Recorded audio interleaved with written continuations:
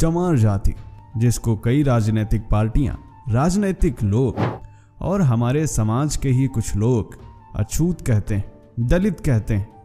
और यह सब उनका कहना किस उद्देश्य से है यह सबको पता है। ये ऐसे लोग हैं जो नहीं चाहते कि हिंदू समाज एक साथ मिलजुल कर रहे। ये ऐसे लोग हैं जो चाहते हैं ये सब आपस में हमेशा से ही लड़ते रहे। आखिर ये विधर्मी लोग कौन हैं? इनके बारे में तो आप सभी को अच्छे से पता है, लेकिन मित्रों, क्या चमार जाति के असली इतिहास से हम लोग आज परिचित हैं? क्या चमार जाति का यही इतिहास है कि उन्हें अछूत माना जाता था? आखिर चमार जाति का उदय कहां से हुआ? आखिर चमार जाति के इतिहास से जुड़ा वह किस्सा क्या है जिसे मुस्लिम वर्ग छिपा कर रखना चाहता है? इस्लामी शासन से जुड़ा और चमार जाति से संबंधित कौन सा है वह इतिहास जिससे आज भी हमारे समाज का एक बड़ा हिस्सा अपरिचित है? आज हम जानेंगे कि आखिर चमार जाति का उदय कहां से हुआ, आखिर चमार जाति का असली इतिहास क्या है, क्या चमार जाति के असली इतिहास से हम लोग परिचित हैं?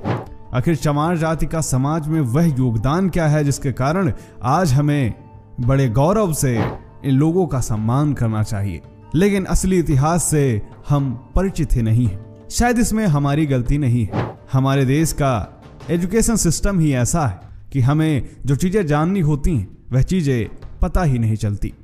और सोशल मीडिया पर भी ऐसे लोग कम ही हैं जो इन मुद्दों पर अपनी बात रख सकें, क्योंकि जातियां आपस में लड़ती रहें, हिंदू समाज बिखरा रहे, यही तो विधर्मियों का उद्देश्य है।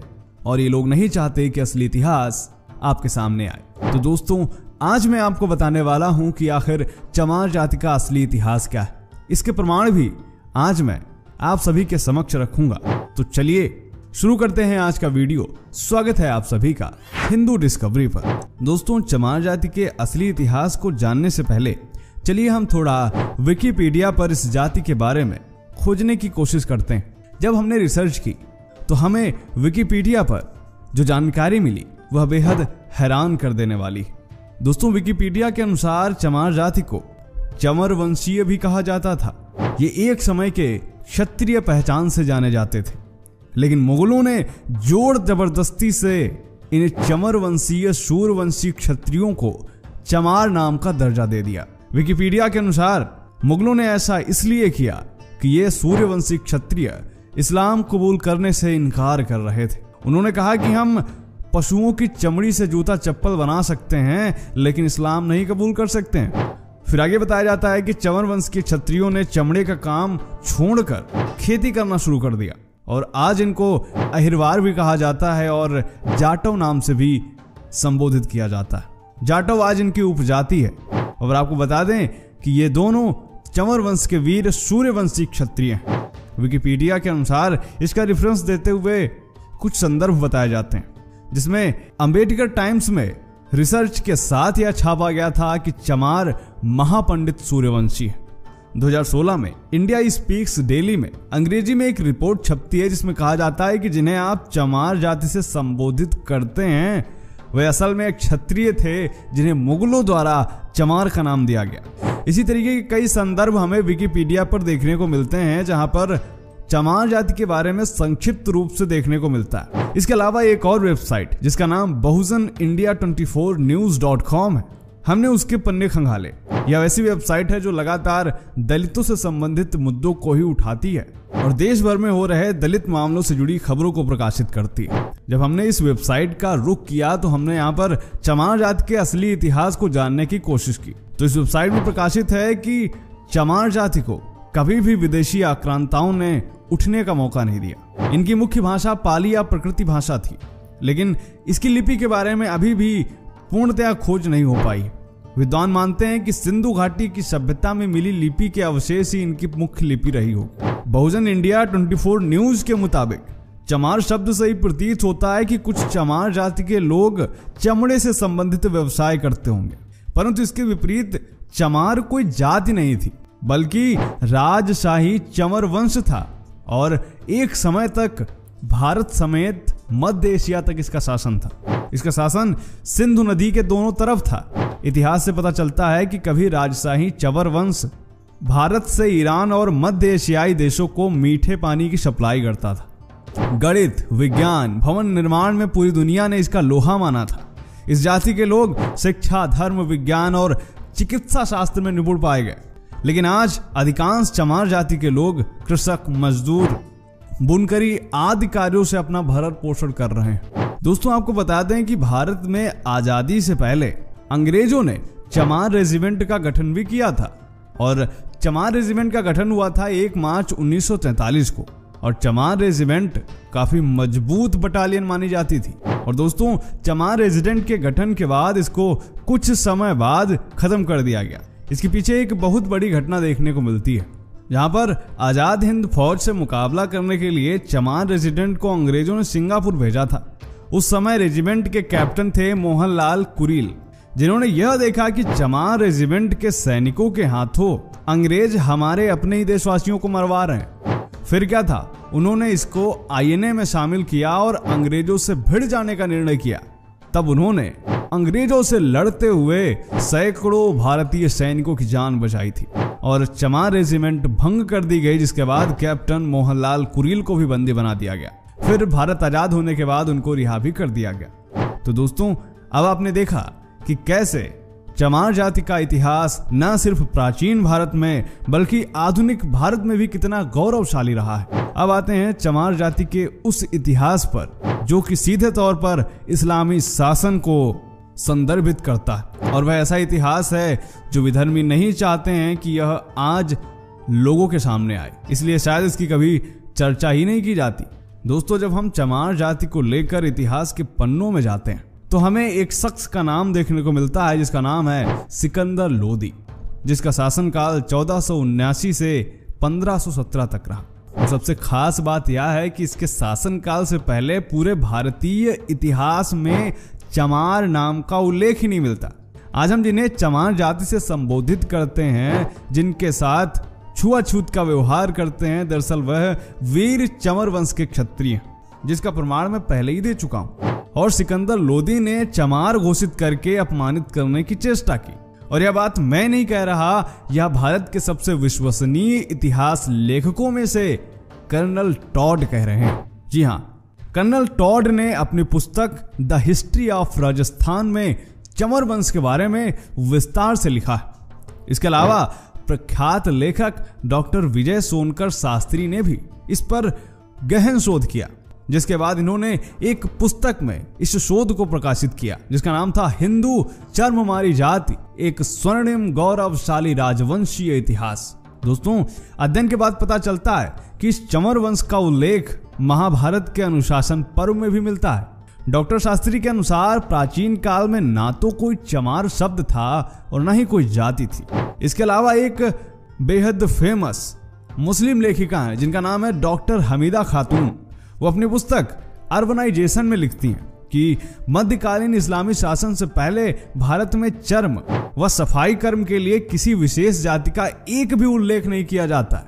हिंदू चमड़े को निषिद्ध मानते थे, हेय समझते थे, लेकिन भारत में मुस्लिम शासकों के आने के बाद इसके उत्पादन के भारी प्रयास किए गए। अब जरा आप सोचिए कि जब चमार जाति को हिंदू ही कहा जाता था और प्रत्येक हिंदू, फिर चाहे वह किसी भी जाति का क्यों ना हो, वह चमड़े से आज भी घृणा करता है। और हमारे तमाम दलित भाई ऐसे हैं जो पूजा पाठ भी करते हैं। अब जरा आप सोचिए कि जो लोग पूजा पाठ करते थे, जो हिंदू धर्म में आस्था रखते थे, आखिर वो चमड़े का काम कैसे कर सकते हैं? भारत में मुस्लिम शासकों के आने से पहले भारत में किसी भी प्रकार के चमड़े का काम नहीं किया जाता था, लेकिन जैसे ही मुस्लिम शासक आते हैं तब इसके उत्पादन के भारी प्रयास शुरू कर दिए जाते हैं और यह काम दे दिया जाता है चमारों को। लेकिन कैसे, चलिए ये भी जानते हैं। दोस्तों, तुर्क आक्रमणकारियों के काल में चमर राजवंश का शासन भारत के पश्चिमी भाग में था और इसके प्रतापी राजा थे चमर सेन। इस क्षत्रिय वंश के राज परिवार का वैवाहिक संबंध था बप्पा रावल वंश के साथ।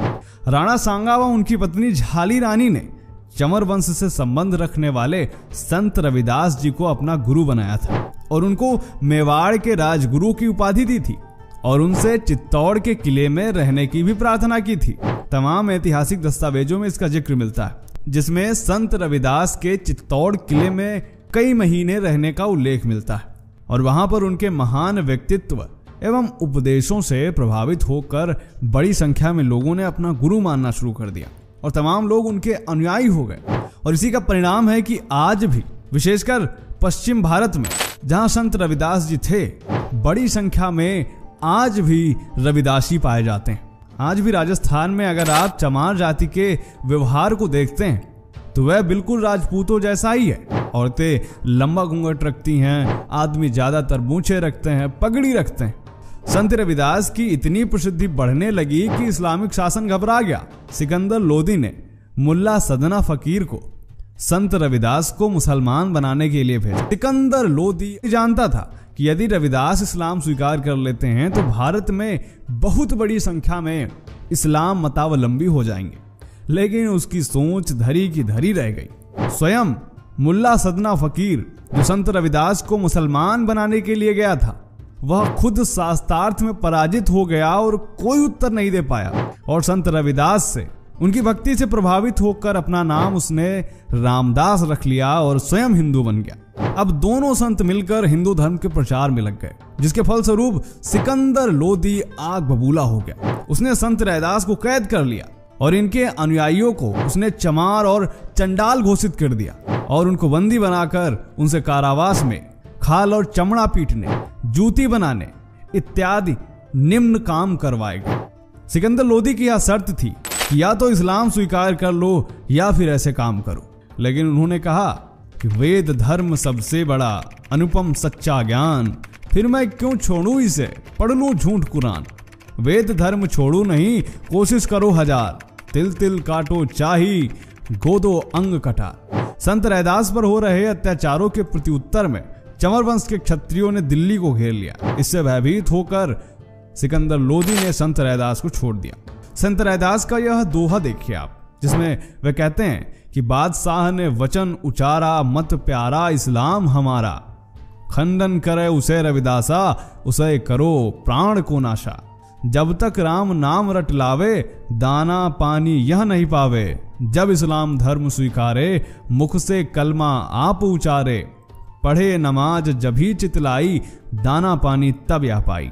जिसमें संत रविदास जी कह रहे हैं कि बादशाह ने कहा कि उसे उसका इस्लाम धर्म प्यारा है, और संत रविदास जब तक इस्लाम धर्म को स्वीकार नहीं करता तब तक इसे भूखा रखो, भले ही इनकी मृत्यु हो जाए। जब तक यह इस्लाम को नहीं स्वीकारते, अपने मुंह से कलमा नहीं पढ़ते, तब तक इसको खाना पानी ना दिया जाए। लेकिन समस्या तो यह है कि हमने और आपने कभी भी संत रविदास को अच्छे से पढ़ा ही नहीं। हमने उतना ही पढ़ा जितना हमें आवश्यकता है अपना एजेंडा चलाने के लिए, फिर चाहे वह हिंदू हो या फिर हमारे दलित भाई ही क्यों ना हो। अगर हम संत रविदास जी के दोहों को अच्छे से पढ़ते हैं तो उसमें साफ साफ उस समय के समाज का चित्रण है, जो बादशाह सिकंदर लोदी के अत्याचार, इस्लाम में जबरदस्ती धर्मांतरण और इसका विरोध करने वाले हिंदू ब्राह्मणों व क्षत्रियों को निम्न कर्म में धकेलने की ओर संकेत करता है।